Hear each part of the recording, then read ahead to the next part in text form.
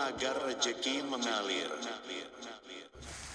Hutang yang menumpuk seringkali membawa beban dalam kehidupan kita, hal wajar yang hampir pernah dilakukan oleh semua orang. Saya ijazahkan ikhtiar batin ini, satu amalan agar hutang bisa cepat lunas. Bismillahirrohmanirrohim. Allahumma men enjalat Taurata, wal Injil, was Zabur, wal Furqonal Ajihim, roba Jibrila wal Mikaila, wa Israel, wa robas Julumati, wa Nur Watsili, wal Haruros Aluka, antaftaha, li abwaba, rohmatika, wa antuhila, ukdati min dini, wa antuadia amanati ilaika, wa ila khalkika.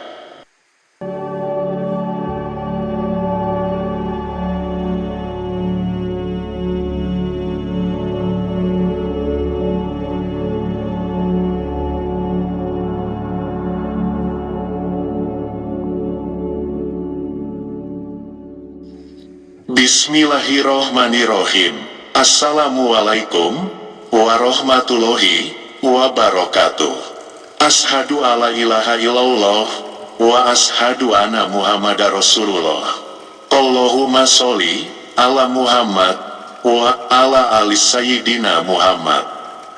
Kama sholaita ala Ibrahim wa ala ali Ibrahim. Fil alamina innaka Hamidu Majid.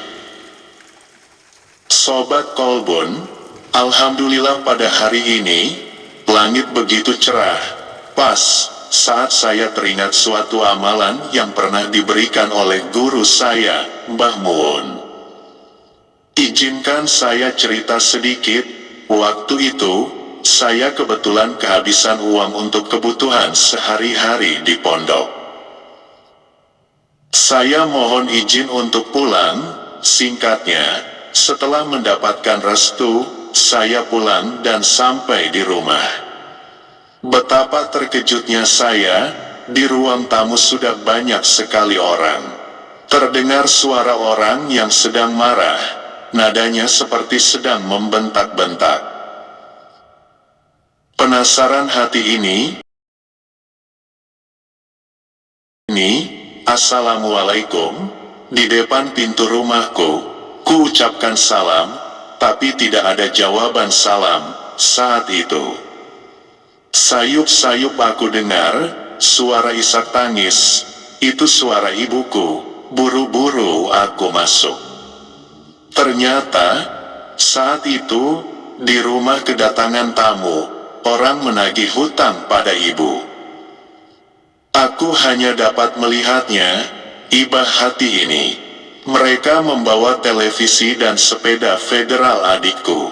Kami tidak bisa berbuat apa-apa. Itulah kisahnya, ketika aku pulang ke rumah, bermaksud minta uang saku pada ibu, ternyata ibu malah ditagih hutang. Aku kembali ke pondok dengan tangan hampa, rasanya kepala ini mau pecah. Perut sudah beneran lapar. Malam itu, entah kenapa, aku tak bisa tidur.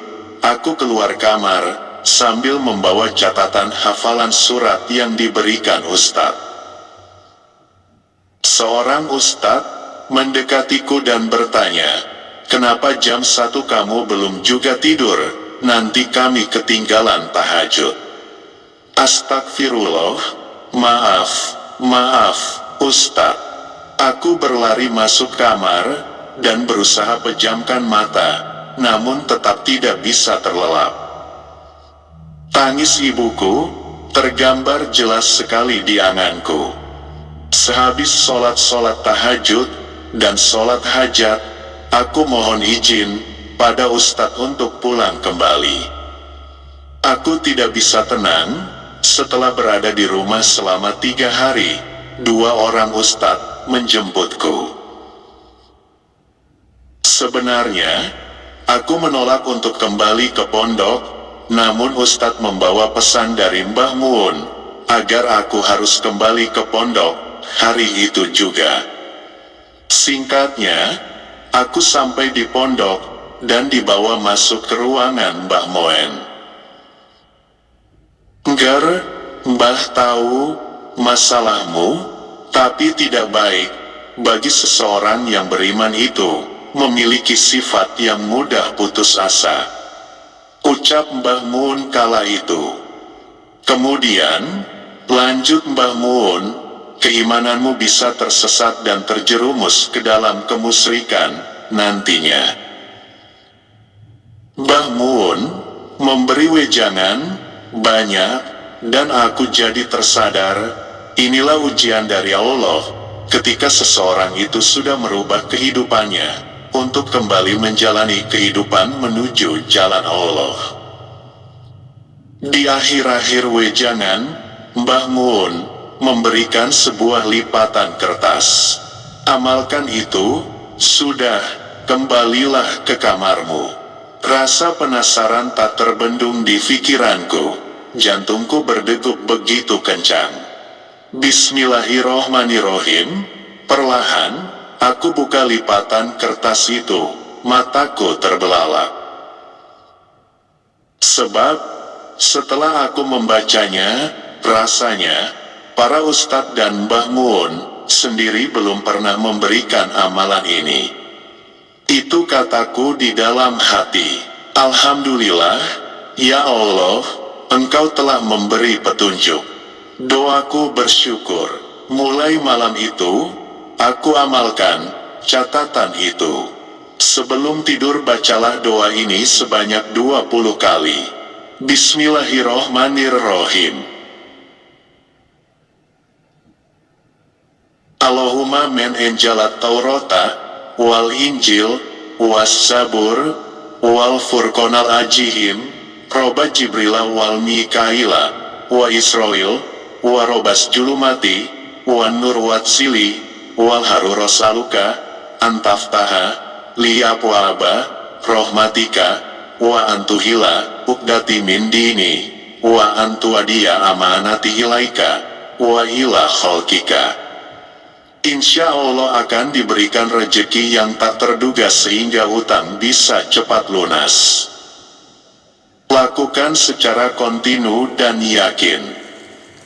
Setelah 4 hari, amalan itu, aku amalkan di pondok, ibuku datang menjenguk dan yang lebih heran lagi, ibu membawa banyak sekali bahan makanan dan kebutuhan pokok. Hal ini menjadikan aku penasaran, kutanyakan pada ibu, karena aku takut, jika nantinya ibu berhutang lagi pada rentenir yang lain. Rasa penasaranku yang belum aku sampaikan ke ibu, malahan ibu yang memberikan penjelasan.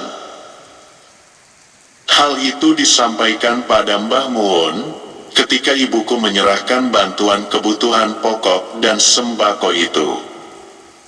Rasa tak percaya dan ada sedikit kecurigaan di dalam hati ini. Hal ini, Mbah Mun tahu akan apa yang aku pikirkan. Ngger, kamu tidak boleh berprasangka yang buruk kepada ibu kamu, kata Mbah Mun, jadi membuyarkan angan dan pikiranku. Astagfirullah, ucapku, sambil mencium tangan ibuku. Ibu mengucapkan rasa syukurnya, dan berterima kasih kepada Mbah Mun yang telah memberikan amalan itu. Aku tambah tercengang waktu itu, berarti Mbah Mun juga menemui ibu. Nah, Sobat Kolbun, kisah ini adalah benar yang terjadi pada keluargaku, janganlah dianggap aib. Tetapi, sobatku, ambillah hikmah yang baik dari cerita yang aku sajikan ini. Semoga bermanfaat, tayangan ini, semoga berkah bagi kita semua. Amin. Wabillahi taufik wal hidayah. Wassalamualaikum warahmatullahi wabarakatuh.